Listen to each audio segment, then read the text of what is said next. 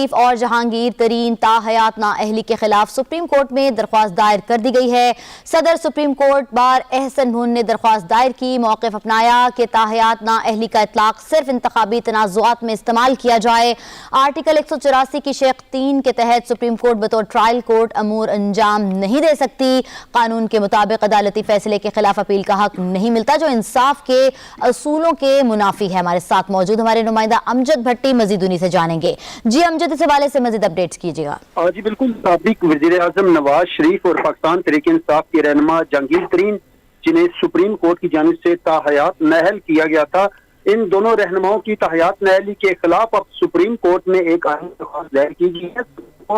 Association के सदर एहसन बुन की जानिब से जो है ये दरख्वास्त दायर की गई है और इस दरख्वास्त में ये मौक़िफ़ इख्तियार किया गया है कि ताहयात नाअहली के असूलों का इस्तेमाल जो है वो सिर्फ इंतखाबी तनाज़ात में इस्तेमाल होता है, जबकि आइन के आर्टिकल 184(3) के इख्तियार के तहत सुप्रीम कोर्ट बतौर ट्रायल कोर्ट अमल सर अंजाम नहीं दे सकती।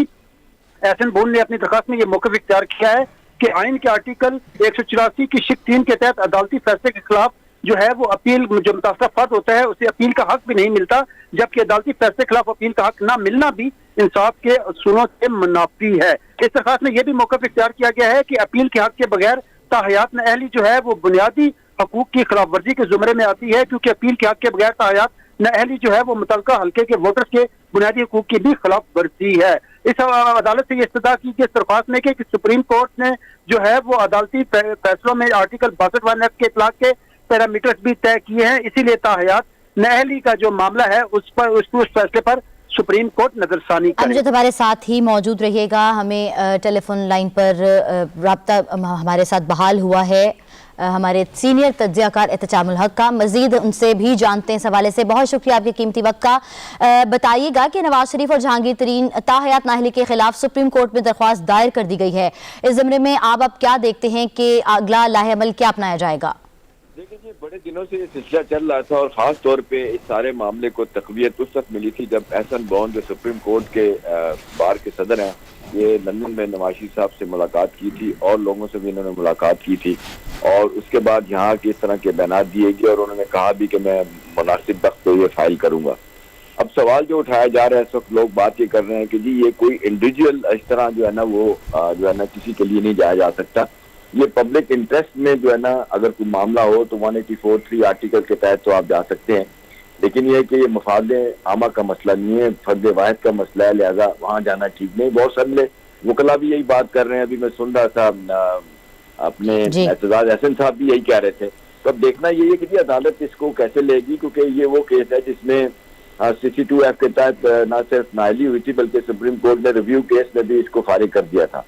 अब ये कहना कि जी नहीं जी नाअहली की बात सिर्फ जो है आप इंतखाबी तनाज़ात के लिए इस्तेमाल कर रहे हैं और एक रिलीफ मिलना चाहिए, और ये बहुत बड़ा सवाल है।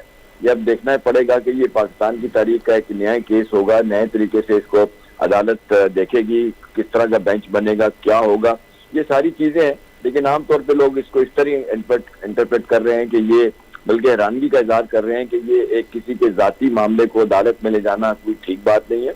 और फिर खास तौर पे कहा जाता है कि जी ये खास अपने सुप्रीम कोर्ट जो है ना उसे क्या पड़ी है, उनके बाहर के प्रेसिडेंट जो है ना वो तो पार्टी भी नहीं है, वो तो जिसको कहना चाहिए मुताल्लिका फरीक भी नहीं है, वो इस काम के लिए क्यों गए हैं। तो ये फिर बहुत सारी चीजें समझ आती हैं कि क्या ये मामला सियासी है। बहुत सारे लोग कहते हैं कि जी बड़े अरसे से नज़ीर तारक साहब जो सेनेटर बनाए गए हैं PMLN के, और अपने एहसन बुन साहब पिछले 15 बरस से ये जिस तरह रहे हैं PMLN के अंदर भी इनका बड़ा रोल रहा है, तो जाहिर है उनके बिहाफ पे ये पिटीशन फाइल करने जा रहे हैं। लेकिन दूसरी तरफ वकला हज़रात ये भी कह रहे हैं कि जी ये काम नवाज शरीफ साहब को करना चाहिए था या उनकी पार्टी अदालत में जाती, तो ये बज़ाहिर नहीं लगता कि इनको कोई रिलीफ मिलेगा। लेकिन बहरहाल उनका ख्याल है कि ताहाल नाअहली जो है नहीं होनी चाहिए। और लेकिन दूसरी तरफ तो ये एहतशामुल हक साहब ये भी बताइएगा कि ये आर्टिकल 184 की शिक 3 के तहत जो सुप्रीम कोर्ट बतौर ट्रायल कोर्ट अमूर अंजाम नहीं दे सकती, इसके बावजूद भी जो दायर की गई है उसका आगे मतलब क्या बनेगा अगर शिक अगर नहीं कर सकती है, ट्रायल भी नहीं कर सकती अगर कोर्ट? तो देखिए इतने अरसे के बाद आप देख लें कब फैसला आया था, इसको 3 बरस से ज्यादा हो गया है। आज ये कहना है कि जी सुप्रीम कोर्ट ये ट्रायल कोर्ट का रोल प्ले नहीं कर सकती, मेरा नहीं ख्याल है कि कोई इतना बड़ा कोई कानूनी वजन वाला ये पॉइंट होगा जिसको वो लेके जा रहे हैं। हाँ ये बात हो सकती है कि जिसको बहुत सारे लोगों का ख्याल है कि जी नहीं होनी चाहिए, कि तायात नाअहली नहीं होनी चाहिए, इसका टाइम पीरियड होना चाहिए। तो चले, ये तो बात समझ आती है, लेकिन साथ साथ लोग ये भी बात कर रहे हैं कि जी ये सियासी मामलात को सामने रखते हुए। शाम साहब हमारे साथ ही रहिएगा। हमें ज्वाइन किया है सीनियर कानूनदान शाखावर साहब, बहुत शुक्रिया आपका, आपका कीमती वक्त आपने हमें दिया। सर, आपके सामने नवाज शरीफ और जहांगीर तरीन ताहयात नाअहली के खिलाफ सुप्रीम कोर्ट में दरख्वास्त दायर की गई है, क्या मौक़िफ़ अपनाएंगे इस हवाले से?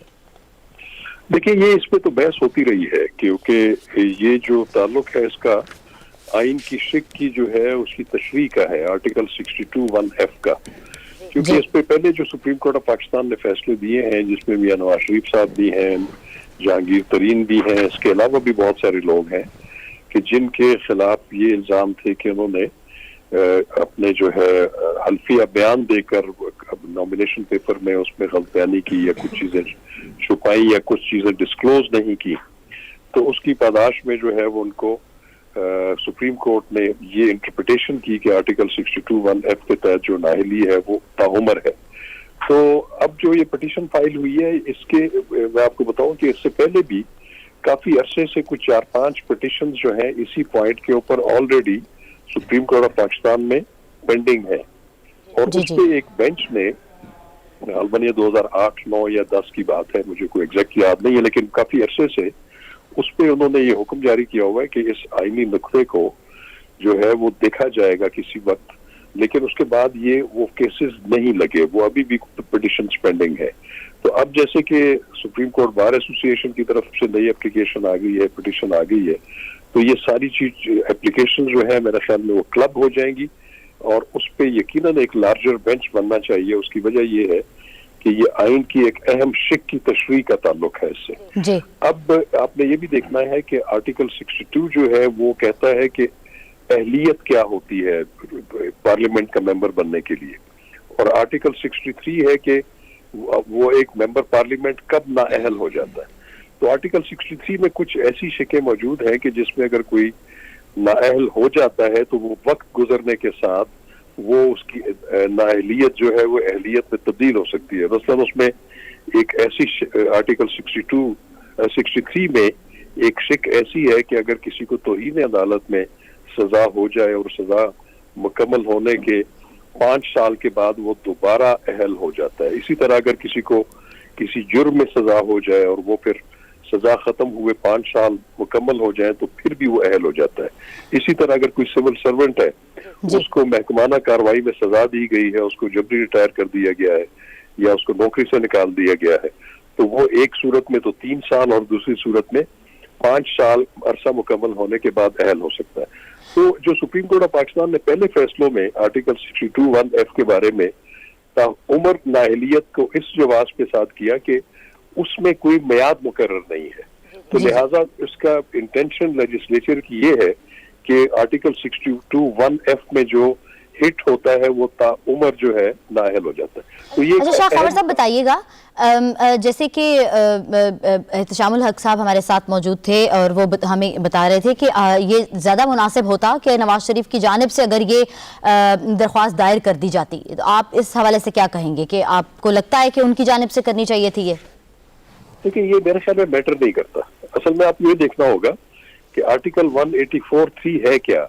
आर्टिकल 184(3) जो है वो सुप्रीम कोर्ट ऑफ पाकिस्तान की एक जुरिस्डिक्शन है जिसको ओरिजिनल जुरिस्डिक्शन कहते हैं जी। और ये कहती है कि कोई भी ऐसा कानूनी जो है वो सवाल जिसका ताल्लुक अवामुन नास से या उन लोगों के बुनियादी हकूक से और मफाद आमा से हो, तो उसमें सुप्रीम कोर्ट ऑफ पाकिस्तान जो है वो कोई भी मुनासिब हुक्म जो है वो सादिर कर सकती है जी। तो इसमें मैं नहीं समझता कि अगर किसी पर्सन की तरफ से नहीं भी आए, तो चूंकि ये एक अहम आईनी सवाल है, कानूनी सवाल है, जिसकी इंटरप्रिटेशन के लिए आर्टिकल 184(3) को इन्वोक किया गया है, तो उससे पहले भी बहुत सारे मैटर्स में सुप्रीम कोर्ट ऑफ पाकिस्तान इस आईनी जो है जुरिस्डिक्शन को इन्वोक करते हुए ऐसे बहुत सारे फैसले दे चुके हैं। तो उसमें ये है कि वो जो आर्टिकल 62(1)(f) के तहत जो मुतासिर हुए हैं, अगर इसका इंटरप्रिटेशन ऐसे होती है कि नहीं इसमें कोई टाइम फ्रेम होना चाहिए,